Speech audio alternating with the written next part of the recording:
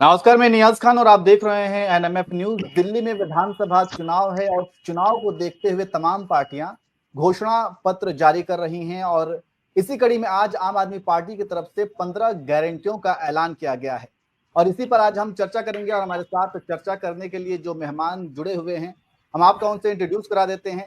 सबसे पहले तो चिराग सेठी जी हैं, प्रवक्ता हैं आम आदमी पार्टी के। प्रांजल वाजपेयी जी हैं, नेता हैं बीजेपी के और वरिष्ठ पत्रकार। पंकज प्रसून जी हमारे साथ जुड़े हुए हैं। आप सभी लोगों का बहुत बहुत स्वागत है, बहुत बहुत शुक्रिया जुड़ने के लिए। शुरुआत करते हैं चिराग सेठी जी से। चिराग जी, आज आपकी पार्टी ने 15 गारंटियों का ऐलान किया है, तो सबसे पहले तो आपसे यही शुरुआत करना चाहेंगे कि 15 गारंटियों का जो आप लोगों ने ऐलान किया है उस पर आप क्या कहेंगे? देखिए, अगले 5 साल के लिए अरविंद केजरीवाल जी की जो गारंटियां हैं 15, वो इस मैनिफेस्टो के जरिए हमने बताया है कि क्या क्या हम दिल्ली वालों को देने वाले हैं। फ्री बिजली, फ्री पानी, अच्छे स्कूल, अस्पताल, जो सारी चीजें वो तो चल रही है। उसके अलावा हर महिला को 2100 रुपए, हर 60 साल से ऊपर के व्यक्ति को अगर आप देखें तो कहीं ना कहीं उन्हें जो सबसे बड़ा प्रॉब्लम होता है कि उनके पास मेडिकल नहीं होता, मेडिकल की सुविधा नहीं होती, तो उनके लिए उनका इलाज मुफ्त हो जाए, उसकी सुविधा की बात हो। चाहे आरडब्ल्यूएस को अगर एक गार्ड देने की बात हो, चाहे जो पानी गलत बिल आए उनको माफ करने की बात हो, चाहे दलित समाज के जो बच्चे हैं उनको हायर एजुकेशन के लिए अगर बाहर जाना है तो उनको अगर एक स्कॉलरशिप देने की बात हो, पुजारी ग्रंथियों को 18,000 रुपए देने की बात हो। ये सारी चीजें जो आज दिल्ली के लिए है, दिल्ली के लोगों के लिए, दिल्ली का पैसा जो दिल्ली के लोगों को मिलना चाहिए, आज वो सारी घोषणाएं आज अरविंद केजरीवाल जी ने करी है। अगर अरविंद केजरीवाल जी ने बोला है गारंटी है, तो वो एक गारंटी की तरह ही होगी। जो बोला है वो करके दिखाएंगे। और कहीं ना कहीं आज एक दिल्ली ऐसी सरकार है जिसने जो बोला था वो सारा कुछ करके दिखाया, वो काम करके दिखाया। वही कामों को लेकर आज हम जनता के पास जा रहे हैं। लगभग 7-8 दिन बचे हैं जहां पर आप चुनाव से दूर हैं, तो कहीं ना कहीं ये सारी जो सुविधाएं हैं वो दिल्ली के लोगों के लिए है, दिल्ली के पैसे से है, दिल्ली सरकार, दिल्ली के टैक्स के पैसे से दिल्ली की जनता को जो सुविधाएं मिलेंगी, उन 15 सुविधाओं का आज एक मैनिफेस्टो जो है लॉन्च किया गया है, जिससे हर एक आम दिल्ली वाला, उसकी जिंदगी जो है वो बेहतर की जाएगी। जैसे अभी भी अगर आप देखेंगे तो महंगाई इधर दिल्ली में सबसे कम आती है। उसका सबसे बड़ा कारण यही है कि 200 यूनिट तक बिजली फ्री है, 400 यूनिट तक बिजली जो है 50% पर है, और पानी जो है फ्री हो जाता है, स्कूल अच्छे। तो हर एक इंसान जो यहाँ पे रह रहा है और जो अपने बच्चे को सरकारी स्कूल में पढ़ाता है, वो हर महीने 20 से 25 हजार रुपए बचा रहा है। तो कहीं ना कहीं कैलकुलेशन दी है उसकी। ठीक है, तो चिराग जी, जो आप ये कह रहे हैं कि अरविंद केजरीवाल की गारंटी है और उसे गारंटी को किसी भी तरीके से वो पूरा करते हैं, लेकिन अगर हम पिछले चुनाव में दिए गए गारंटियों की बात करें तो वो गारंटियां भी अभी तक पूरा नहीं हुई हैं। और एक तरफ आप लोग कहते हैं कि गारंटियां दी गई हैं तो उसे हर तरीके से पूरा की गई हैं, की जाएंगी। यहाँ तक कि अरविंद केजरीवाल जब ये ऐलान कर रहे थे तो उन्होंने भी ये माना कि हाँ, हमारे द्वारा 3-4 गारंटियां तो उन्होंने माना कि हमने पूरा नहीं की है, इसके अलावा तो बहुत सारी गारंटियां हैं। देखिए, जो यमुना की सफाई की बात है, तो अगर आपने उनके इंटरव्यू सुने होंगे तो उन्होंने बताया है कि कैसे जो 1700 कॉलोनीज है वहां पर सीवर लाइन डाल के वो सारा जो सीवर का मल है वो सारा इकट्ठा करके एसटीपीज तक जाने की बात है। देखिए, पूरा प्रोसेस रेडी हो गया है। कोविड के 2 साल और ये जो जो फर्जी केस चले, इसके चक्कर में कुछ डिले जरूर हुआ है, पर वो प्रोसेस ऑलरेडी चल रहा है। ऐसा नहीं कि प्रोसेस नहीं हुआ, उसको नहीं किया गया। उस पर ऑलरेडी जो 70-80% काम है वो हो चुका है। अब उसको सिर्फ एक एसटीपी से जो कनेक्ट करने वाली बात है। देखिए, आज एक पूरा प्लान है जो तैयार है, एक ऐसी चीज है जिसपे काम हो चुका है। इसके डॉक्यूमेंट्स आपके पास भी होंगे, हमारे भाजपा के प्रवक्ता के पास भी होंगे, और ये गूगल पे इजीली अवेलेबल है कि ये सारा काम हुआ है कि नहीं हुआ।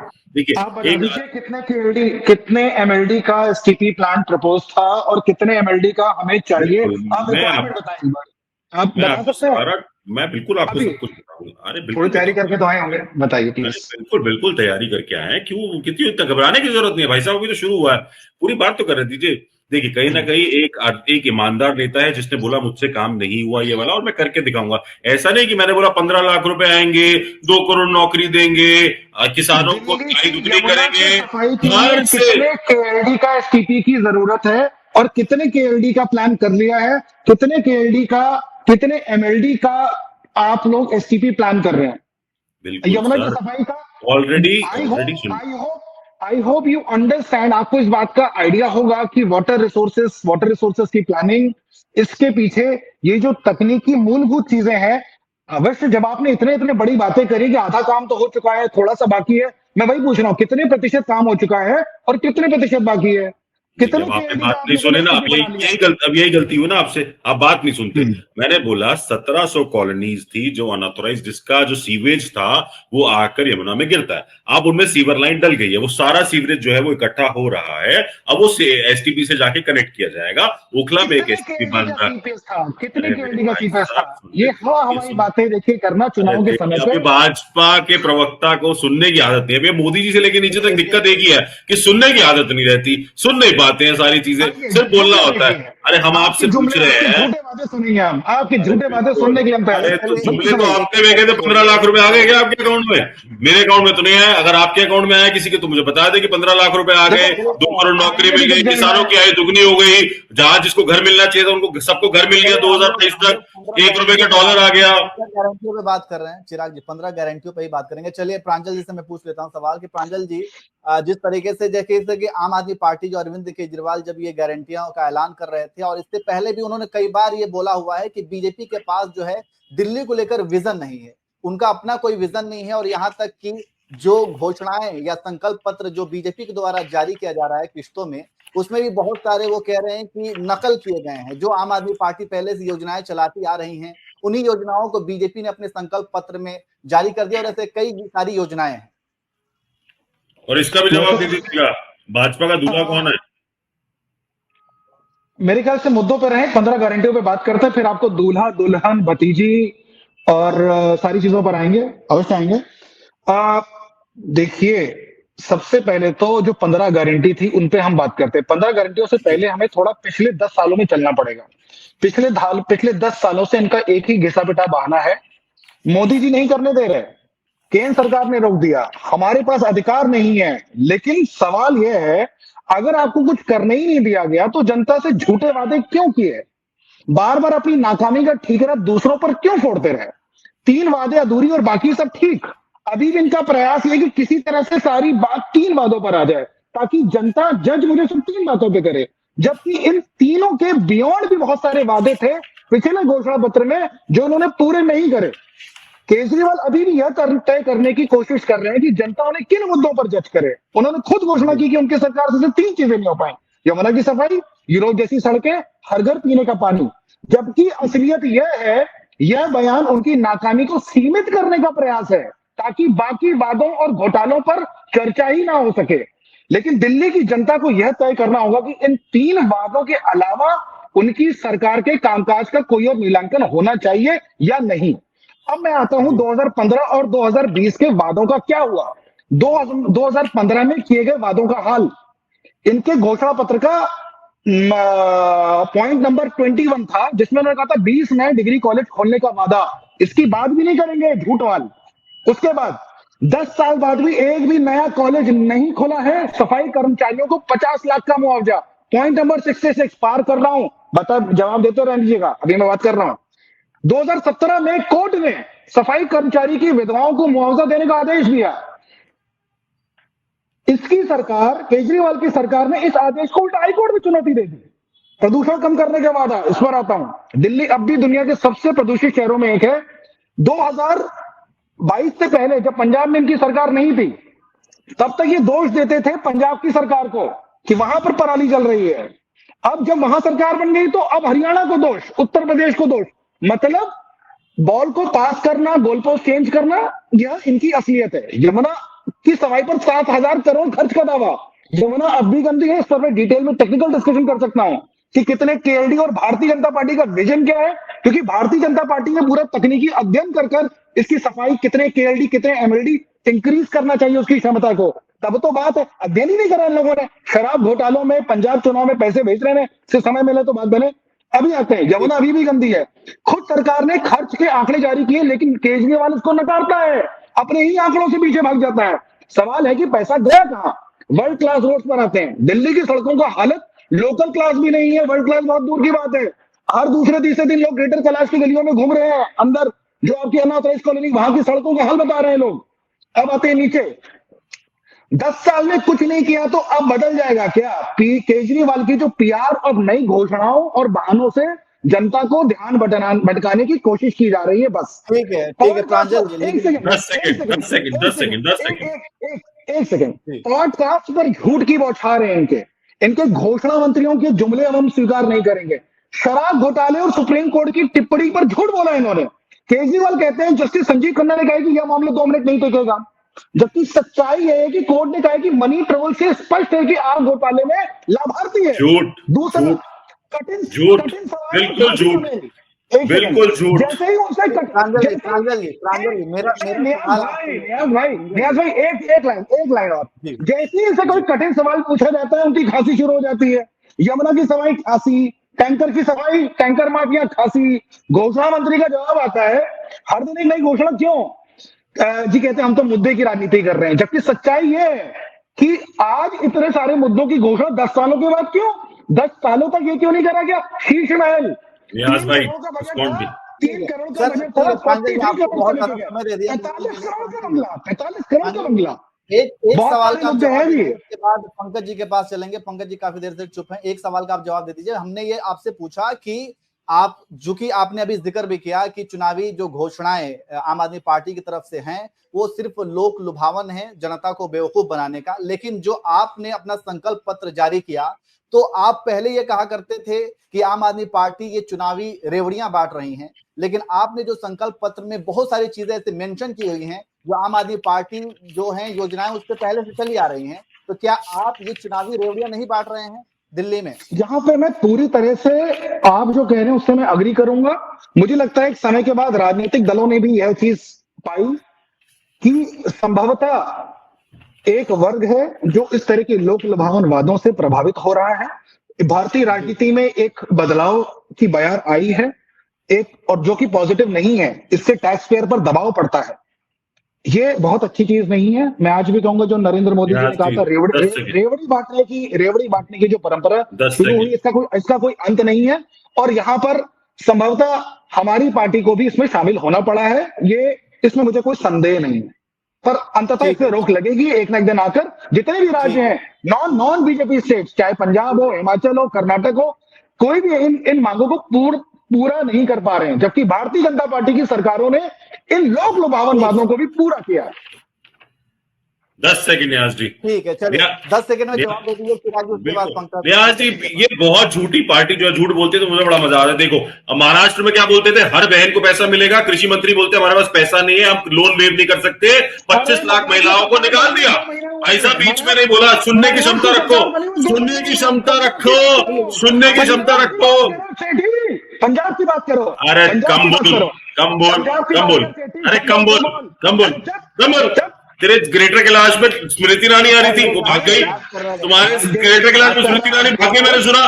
बोरिया बिस्तर मान के भाग गई, अरे बोरिया बिस्तर मान के भाग गई स्मृति ईरानी, मीनाक्षी लेके भाग गई। अब वो शिखर राय की जमानत जब्त हो रही है, जाके नारे लगा, अरे जाके नारे लगा, जाके नारे लगा, अरे जाके नारे लगा, अरे जाके नारे लगा, पार्टी सेठ ही प्लीज जाके नारे लगा।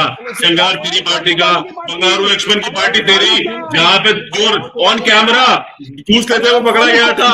तेरी पार्टी चिन्मयानंद की पार्टी नहीं बताएगी मुझे मेरी पार्टी क्या करती है। बंगारू लक्ष्मण की पार्टी, 2 कौड़ी के दलाल थे तुम, 2 कौड़ी के दलाल थे, अंग्रेजों के लिए मुखबरी करते थे, अंग्रेजों के लिए मुखबरी करते थे तुम। आज तक तुम वही करते आ रहे हो, आज तक तुम वही कर रहे हो। गुलाम नकली है क्या तुमने खोला बांध रखा? अरे क्या है, इसको कहीं से बुला लिया, ये कौन से नशे करके आया आज? क्या कर रहा है तू? अरे इसको कहां से करके ले? पंकज जी आप चलिए, पंकज जी थोड़ी देर आप लोग थोड़ा खामोशी अख्तियार करें, पंकज जी से बात कर लेते हैं। पंकज जी, चूंकि हम लोग गारंटियों पे बात कर रहे हैं, जो चुनावी गारंटियां जो हो रही हैं आम आदमी पार्टी की तरफ से या फिर संकल्प पत्र जो बीजेपी के पार्टी की तरफ से जारी किया जा रहा है, तो अगर हम दोनों की तुलना करें, अगर दोनों में जो भी बातें कही गई हैं, तो आपको नहीं लगता कि बहुत सी चीजें मेल खाती हैं, कुछ अलग निकल करके सामने नहीं आया है, चाहे बीजेपी के संकल्प पत्र की बात करें या फिर गारंटियों की बात करें? नहीं, थोड़ा बहुत अंतर है, लेकिन मोटा मोटी आज जो भी पॉलिटिकल पार्टी चुनाव लड़ रही है, आप इसे फ्री कहें, रेवड़ी कहें, मैं इसे वेलफेयर स्टेट के नाते कहता हूं, खजाने पर बोझ तो पड़ता है, इस बात से कोई इनकार नहीं करेगा। मैं देख रहा था कि दिल्ली का जो बजट है इस बार 3241 करोड़ का रेवेन्यू सरप्लस बजट है, और ये अच्छी बात है। बहुत कम ऐसे राज्य हैं जो रेवेन्यू सरप्लस बजट पेश करते हैं। लेकिन फिर मैं देख रहा था कि जो सारे पॉलिटिकल पार्टी का मैं एवरेज निकाला, तो महिला सम्मान योजना में मैं 1000 प्रति माह जो एवरेज जोड़ रहा हूं, उसमें भी 3800 करोड़ का बोझ आ रहा है। महिलाओं के फ्री बस यात्रा पर 440 करोड़ का बोझ आ रहा है। फ्री सब्सिडी वाली बिजली जो कि तीनों ने लगभग कही है, तो 3600 करोड़ का अतिरिक्त बोझ आ रहा है, और पानी की सब्सिडी पे 500 करोड़ का। ये स्रोत मैंने लिया है वित्त विभाग दिल्ली से। जब इन सारे को जोड़ते हैं, मैं सिर्फ 4 योजनाओं की बात कर रहा हूं, महिलाओं का फ्री बस यात्रा, महिला सम्मान, फ्री सब्सिडी वाली बिजली और पानी। इन चारों से जो दिल्ली का जो रेवेन्यू सरप्लस बजट है वो 2000 करोड़ के घाटे में चला जाएगा। एक ऐसा स्टेट जो कि रेवेन्यू सरप्लस बजट दे रहा है, लेकिन इस मौजूदा स्थिति में जिस तरह की घोषणाएं, सिर्फ 4 घोषणाओं की बात कर रहा हूं, तो ये 2000 करोड़ के घाटे में जा रहा है। और बाकी दूसरे राज्यों के मुझे कहने ही नहीं है, आप जाके देख लीजिए, आंकड़े निकाल लीजिए। सबसे ज्यादा कर्ज तमिलनाडु पर है, और उसके बाद हर राज्य से लगभग आप देख लिए। हिमाचल प्रदेश में तो ये हालत है कि वहां के मुख्यमंत्री को, नहीं पंजाब का भी मैं बोल रहा हूं, मैं लगभग हर राज्य का बोल रहा हूं, महाराष्ट्र और मध्य प्रदेश भी बोलना, सभी महाराष्ट्र डेफिसिट में नहीं है। कहां से लाए? महाराष्ट्र डेफिसिट में नहीं, 5 लाख करोड़ का खर्च है। इसको कैसे समझा के आए यार? नियाज भाई कहां से उठा के लाए उसे? खोलिए डेटा लाइए। नहीं एक से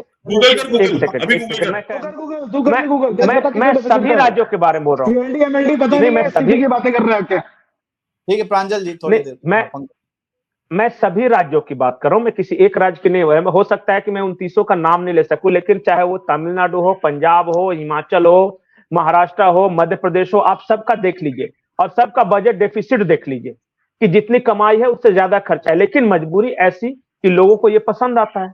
अब राजनीतिक दलों की भी मजबूरी है कि इस देश में लोगों को, किसको अच्छा नहीं लगता कि मुझे 3000 रुपए हर महीना मिल जाए। लेकिन एक न एक दिन ये बैठ के सोचना पड़ेगा कि कब तक और कहां तक, क्योंकि अंत में तो खजाने पर बोझ बढ़ेगा। एक टाइम ऐसा आएगा, जैसे कर्नाटक सरकार को यह घोषणा करनी पड़ी कि हमारा जो स्टेट ट्रांसपोर्ट है वो 250 करोड़ के घाटे में चल रहा है।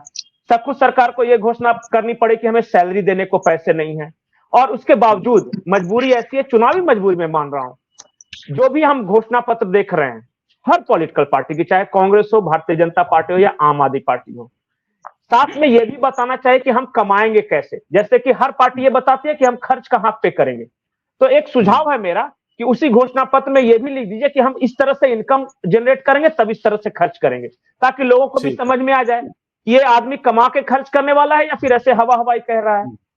तो दोनों चीजें साथ में इंक्लूड कर ले तो लोगों को आसानी हो जाएगी। और दिल्ली पढ़ा लिखा राज्य है।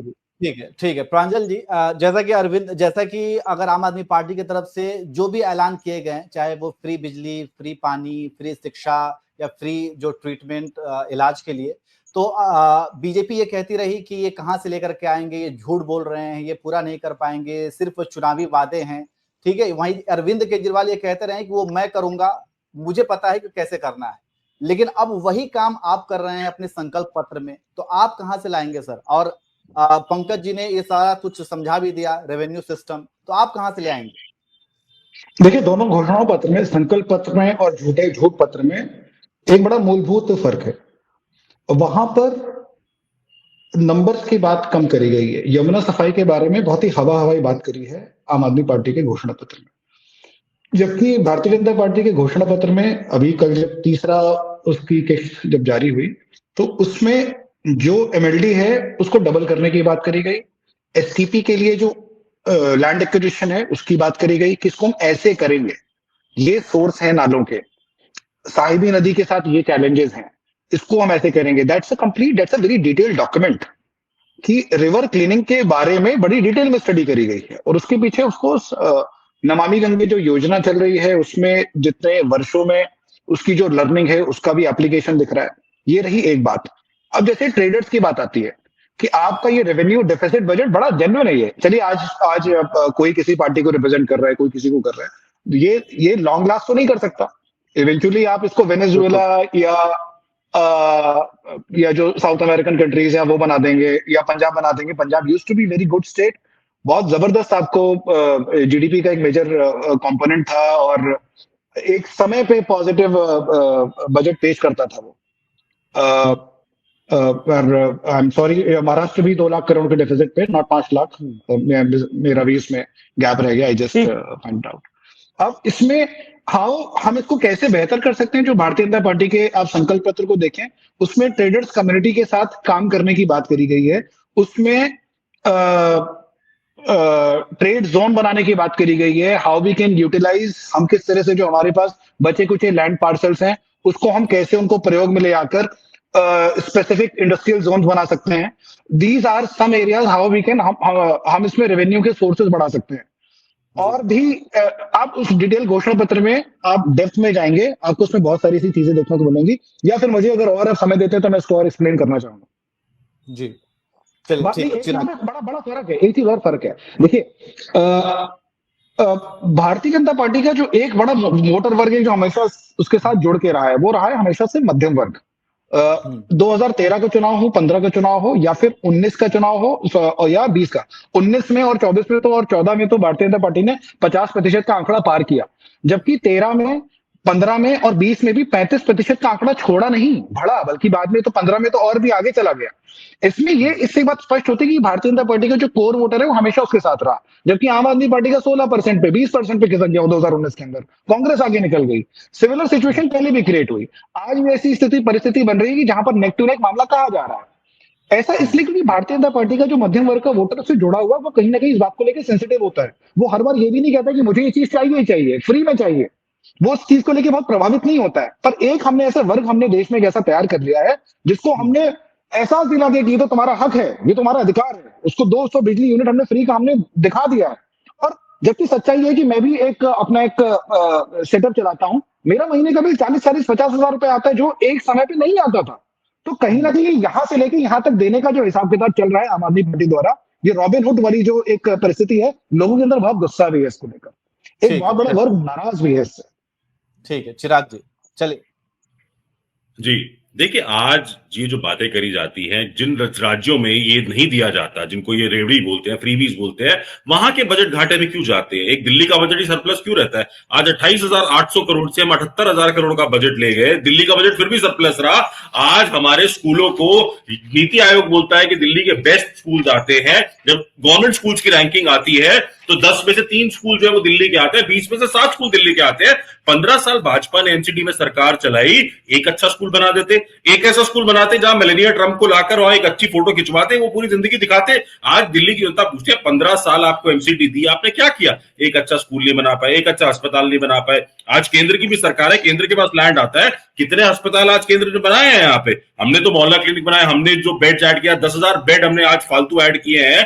भाजपा ने कितने बेड ऐड किए? कुछ नहीं, जीरो। आज इनको सिर्फ दिल्ली की याद तब आती है जब चुनाव होता है। आज आप कानून व्यवस्था की बात कर लीजिए, किसी भी थाने में चले जाइए, थाने में क्या पूरी फुल पुलिस फोर्स है? नहीं है। आज आप देखिए रंगदारी मांगी जाती है, 11 गैंग चल रहे हैं आज जो दिल्ली में रंगदारी कंट्रोल करते हैं, 5-5 करोड़ रुपए की रंगदारी मांगते हैं। नहीं दी जाती तो आपके ऊपर गोली चला दी जाएगी, आप पे नहीं तो आपके परिवार पे गोली चला दी जाएगी। हमारी एक बहन को कैसे गाड़ी के नीचे रौंदा गया था, वो सबने देखा था। आज हम अपने काम गिना रहे हैं, आप भी गिनाइए ना। आप बोलते हैं हमने 15 साल एमसीडी चला कर, ये हमारा मॉडल है। अरे भाई साहब, सुनने की बात है। मैं आपको बीच में नहीं बोला, आपके झूठ के बीच में नहीं बोला, मैं आपके झूठ, ये गलत बात है, ये गलत बात है। चलिए ठीक है, जल्दी से बात आप सीधी बात करिए। हमने बात की, हमने 10,000 किलोमीटर की सड़क बनाई, 6800 किलोमीटर की सीवर लाइन डाली है, 4 लाख सीसीटीवी कैमरा लगाए हैं, 3 लाख स्ट्रीट लाइट लगवाई है। आज हमने 200 यूनिट बिजली फ्री दी है, जिसके लिए महाराष्ट्र में आपको 1700 रुपए देने हैं, और 400 यूनिट के जिसके लिए आपको यहाँ 800 रुपए देने हैं, वहां महाराष्ट्र में 4500 रुपए का बिल देना है। आज आपकी 30 साल से भाजपा की सरकार है गुजरात में, एक अच्छा स्कूल क्यों नहीं बना? क्यों मोदी जी को टेंट लगा के फोटो खिंचवानी पड़ी स्कूल के लिए? एक अच्छा स्कूल बना लेते, क्यों नहीं कर पाए? क्योंकि आपकी नियत नहीं थी। आप चाहते थे कि जो सरकारी स्कूल है बंद हो, इस लैंड को ले जाकर हम जो है बड़े बड़े घरानों को दे दे, जो कॉर्पोरेट हाउसेस जो है, जो वहां पर जाके मॉल बना देंगे। 10 सेकंड और इन्होंने बात की जहां झुकी वहां मकान। 15 लाख लोग आज वेट कर रहे हैं कि जहां झुकी वहां मकान मिला। कितने मकान दिए पता है आपको? पिछले 10 साल में 4700 मकान दिए। इस हिसाब से चल रहे हैं ना,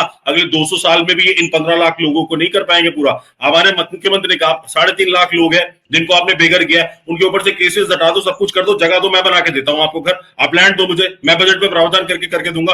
वो भी नहीं करना, ना हम काम करेंगे ना करने देंगे। हम जो बोल रहे हैं, हम उस पर बात कर रहे हैं कि भैया हमने ये काम करके दिया, बताओ तुमने क्या किया। तो लेकिन अरविंद केजरीवाल जी ऐसे है, आपको ये गाली देंगे, आतिशी जी है उनके पेरेंट्स को गाली देंगे। सिर्फ गाली गलौज से थोड़ी राजनीति होगी। आप काम बताओ बताओ ना क्या करोगे, जब कैसे सरनेम करोगे? चेंज करोगे तो लोग बोलेंगे ना, जवाब तो आप सरनेम बार बार चेंज करोगे तो लोग बोलेंगे। ठीक है, जो इन्होंने बोला उसको काउंटर आप कर आतिशी दीजिए। मार लेना के बाद आप आतिशी सिंह हो जाओगे तो सरनेम ही चेंज कर रहे हो ना बार बार, आप अपनी ऑथेंटिसिटी के साथ क्यों खेल कर रहे हो? देखो रमेश बिदुड़ी तो उनका सीएम फेस है, अब क्या करो, एक आदमी तो पैसे बांट रहा है, एक आदमी तो बस्ते बांट रहा है, अब आपको दिख रहा है ना कि ये हार है। अब एक बात सोचिए, पांच एक आदमी की इनकम 3 करोड़ से बढ़ के 100 करोड़ में हो जाती है, रमेश की इनकम 3 करोड़ से 100 करोड़ हो जाती है। बोलने दीजिए, 10 साल तक इन्होंने अपना हिसाब किताब बताया, 10 साल में एक भी हॉस्पिटल नहीं बना पाए यहाँ पर, मोहल्ला क्लिनिक में कुत्ते घूमते हैं यहाँ पर, उसके बारे में बात नहीं करते। सड़कों के नाम पर 6800 किलोमीटर की सड़कें, जो टूटी फूटी सड़कें, उनकी बात करते हैं ये। अरे क्या बात कर रहे हो? 10,000 किलोमीटर, 10,000 10,000 किलोमीटर में से कोई अच्छी सड़क दिखा दीजिए दिल्ली में जहाँ पे फोटोग्राफ। चलिए आपके जीके में दिखा देते हैं, आपके जीके में दिखा देते, शिखरा जाएगी नहीं, वहां भागती है, वहां से जो आपकी पार्षद है वो भागती फिर रही है वहां पे, वो जा नहीं रही है। आप स्मृति ईरानी, मीनाक्षी लेखी सब भाग चुके हैं, सब भाग चुके हैं, कोई नहीं आया वहां पे। इस बार जमानत जब्त होगी तुम्हारे। अरे जमानत जब्त है, जमानत, अगर जमानत जब्त है मैं पॉलिटिक्स छोड़ दूंगा, अगर पॉलिटिक्स छोड़ दूंगा, अरे पॉलिटिक्स छोड़ दूंगा अगर सौरभ भारद्वाज हार गया तो, इतनी गारंटी है। बात कर रहे हैं उसको हटेंगे तो बहुत लंबी बात चली जाएगी। देखिए मैं आपको शॉर्ट बताऊं, देखो मैं आपको मैं एक और बताता हूं।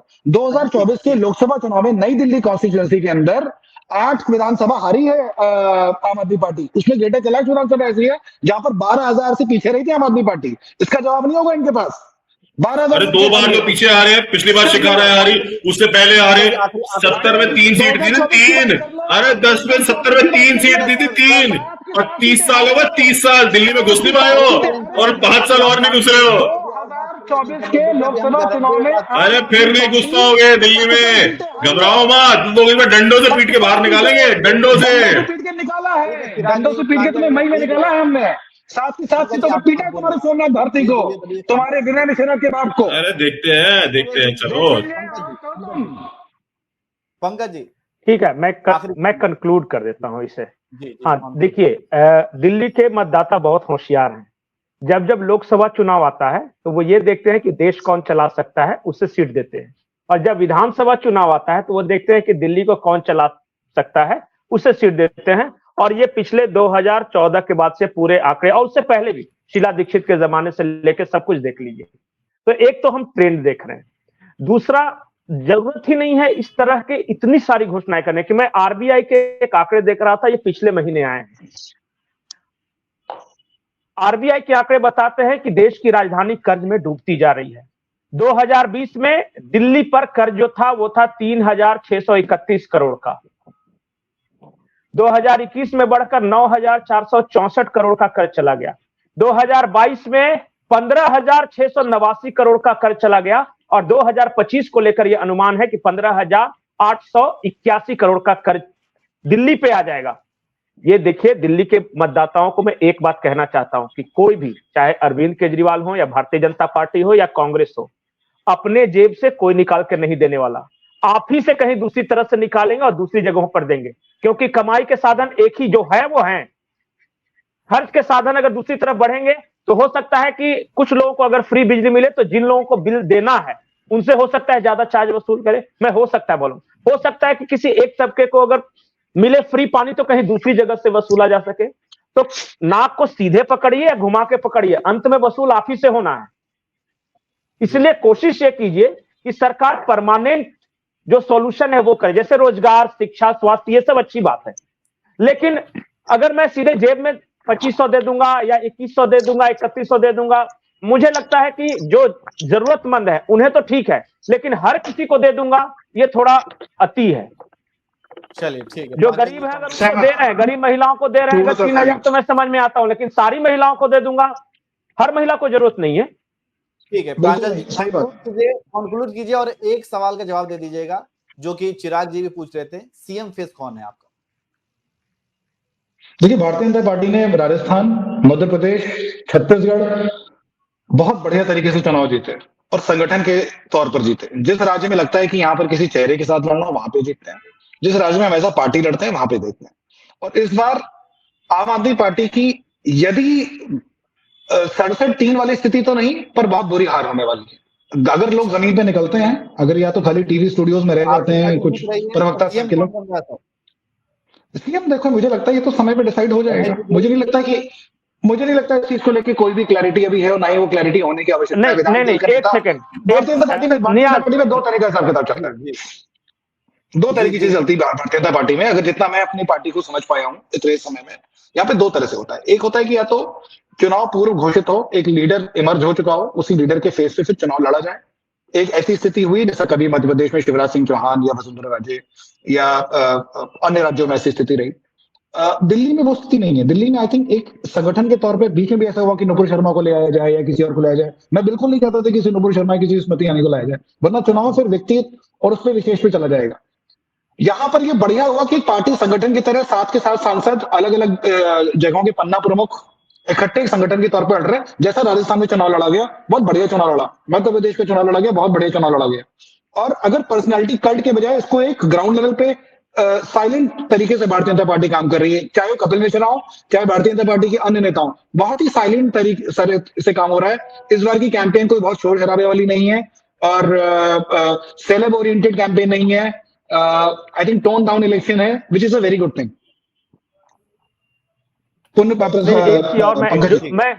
मैं जोड़ देता हूं इसमें।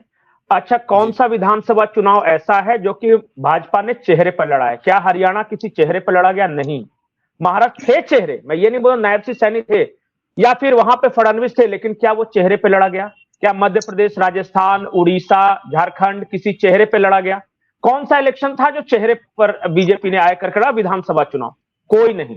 इसलिए दिल्ली में सिर्फ ये पूछना कि कौन सा चेहरा होगा, तो वो बाकी सारे उदाहरण ले लीजिए। कहीं चेहरा को आगे कर कहीं लड़ी ही नहीं है भारतीय जनता पार्टी। योगी जी का भी जब मुख्यमंत्री वो बने थे, उस चुनाव को चेहरे पर नहीं लड़ी थी। हेमंत विश्व शर्मा भी जो लड़े थे, हाँ, जब हेमंत विश्व शर्मा मुख्यमंत्री घोषित किया गया, वो चुनाव भी चेहरे पर नहीं लड़ा गया था। तो बताइए कौन सा चुनाव भारतीय जनता पार्टी चेहरे पर लड़ती है? विधानसभा चुनाव की बात कर रहा हूँ। ठीक है, चिराग जी कंक्लूड कीजिए और आप भी बता दीजिए कौन सीएम होगा, आतिशी जी होंगे या केजरीवाल होंगे? देखिए, अरविंद केजरीवाल जी के नाम पर चुनाव हो रहा है। अरविंद केजरीवाल जी ही हमारे सीएम थे, है और रहेंगे। रही बात भाजपा के चेहरे की, तो उनके पास तो बहुत है, कोई गाली गलौच वाले हैं, एक को पैसे बांटने वाले हैं जो चतरे पैसे बांट रहे हैं, कुछ भी हैं जो काम करने में दिक्कत करेंगी। नहीं, देखिए ऐसे कुछ नहीं है जो नहीं क्लियर हो सकता। जो भी है वो कोर्ट से क्लियर हो जाएगा, उस पर क्या प्रॉब्लम है। पहले भी तो बहुत सारी कंडीशंस है जो हटी हैं, आगे भी हट जाएंगी। पहले भी तो उन्होंने 2 साल लगाए कि फर्जी केस बनाने में, इतने सारे गवाह इकट्ठे करने में, 50,000 पेज की चार्जशीट बनाई और निकला क्या? रिकवरी क्या हुई? 54 की रिकवरी नहीं हुई। आज तक 1 रुपया कहीं से रिकवर नहीं कर पाए। सिर्फ एक शोर मचाया गया था, एक फर्जी केस बनाया गया था कि देखो ऐसे ऐसे ऐसे हुआ है, पर आज भी कोर्ट पूछ रहे हैं। और जस्टिस संजीव खन्ना जो सीजीआई है, उन्होंने तो अपने ट्रायल में उसमें बोला था कोर्ट में कि ये ट्रायल पे जाएगा, ये 2 मिनट नहीं टिकेगा केस, क्योंकि आपके पास कोई तथ्य ही नहीं है। आप सिर्फ झूठ का एक पुलिंदा बनाकर ले आए हैं। तो अब जस्टिस संजीव खन्ना जो केस सुन रहे थे, उनसे ज्यादा तो किसी को नहीं पता ना। जब उन्होंने ही बोल दिया, उसके बाद कभी केज्ड पैरेट बोला जा रहा है एजेंसी को, कभी बोला जा रहा है द्वेष की भावना से एक्ट कर रही है, तो कहीं ना कहीं सबको दिख रहा है ना कि ये पूरा केस बनाया गया था, फर्जी था। नहीं तो एक आदमी को बोला गया था 70,000 करोड़ का घोटाला, आज उसे मुख्यमंत्री बना देते हैं। एक को बोला गया था कि ये नेचुरल करप्ट पार्टी है, वो आज यहां आते हैं तो सब कुछ ठीक हो जाता है। प्रफुल्ल पटेल जी को कितनी बुरी बुरी बातें बोली गई थी, उनकी 180 करोड़ की संपत्ति भी डिटैच की गई है। तो इनकी तो लंबी लिस्ट है। हेमंत बिस्वा शर्मा के नाम पे तो अमित शाह जी बिल्कुल अपनी बुकलेट्स बनवा के बांट के आए थे ना, तो कहां गया वो स्कैम? तो जनता जानती है कि आप एजेंसीज का सिर्फ दुरुपयोग करते हैं, जी आप एजेंसीज का दुरुपयोग करते हैं। तो आज दिल्ली में अरविंद केजरीवाल एक ऐसे आदमी है जो इस पावर के सामने, इस दुरुपयोग के सामने खड़े हुए जेल गए, जेल से वापस आए और अपना चुनाव लड़ रहे हैं। दिल्ली की जनता का, दिल्ली का पैसा दिल्ली की जनता को देंगे, किसी उद्योगपति को नहीं देंगे। 16 लाख करोड़ रुपए आपने माफ किया था, अगर वो नहीं करा होता लोगों का, तो आज आप पूरे देश में स्कूल बना सकते थे, पूरे देश में बिजली फ्री दे सकते थे। आज हेयर कट के नाम पे 3.5 लाख करोड़ के लोन जो आपने वेव ऑफ किया, अगर वो नहीं किए होते तो आप भी अच्छे स्कूल बना पाते और आप भी पूरे देश को बिजली फ्री दे सकते थे। पर आपने नहीं किया, क्योंकि आपकी इंटेंशन थी अपने दोस्त को पैसा कमा के देने की। कभी बांग्लादेश में उसको पैसा कमा के देना है, कभी किसी और देश में उसे पैसा कमा के देना है, और वो बिजली कहां से चोरी करता है? झारखंड से चोरी करके वहां बेचते हैं बिजली। तो कहीं ना कहीं आज जनता जानती है कि इस सरकार के आने का मतलब है फ्री बिजली बंद, फ्री पानी बंद, अच्छी शिक्षा बंद, अच्छे मोहल्ला क्लिनिक बंद। आप वापस वहीं पहुंच जाएंगे, क्योंकि दिल्ली का मॉडल ही है ना। आज बाहर से जो लोग आते हैं वो दिल्ली के अस्पतालों में आ रहे हैं, दिल्ली के मोहल्ला क्लिनिक में आ रहे हैं। हम तो कह रहे हैं सब आए, दिल्ली की जितनी सुविधाएं हैं सब उसको यूज करें, क्या दिक्कत है?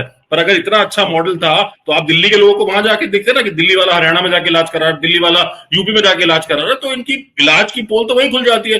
कि सब लोग दिल्ली आ रहे हैं क्योंकि दिल्ली में इंफ्रास्ट्रक्चर है, दिल्ली सपोर्ट कर पा रहा है। भाजपा को बस एक मॉडल तो होना चाहिए था ना। आज सरकार लोग पूछ रहे मॉडल बताओ, गुजरात मॉडल फेल हो गया, यूपी मॉडल फेल हो गया, तो अब इनके पास कुछ मॉडल नहीं है, तो गाली गलौच मॉडल है। दिल्ली सरकार के कौन से अस्पताल में लोग इलाज कराने आते हैं? एम्स आते हैं, सफदरजंग आते हैं, रामानंद आते हैं, मैक्स आते हैं, फोर्टिस आते हैं, अपोलो आते हैं, मेदांता आते हैं। इसमें आम आदमी पार्टी का योगदान क्या है? फरवरी को होना है और उसके बाद 8 फरवरी को उसके रिजल्ट आ जाएंगे, तो रिजल्ट में किसकी जीत किसकी हार होती है तो समय बताएगा। लेकिन फिलहाल हम लोगों ने 15 गारंटियों के ऊपर चर्चा की और इसमें आप लोग जुड़े, इसके लिए आप लोगों का बहुत बहुत शुक्रिया, धन्यवाद। फिलहाल इतना ही, नमस्कार।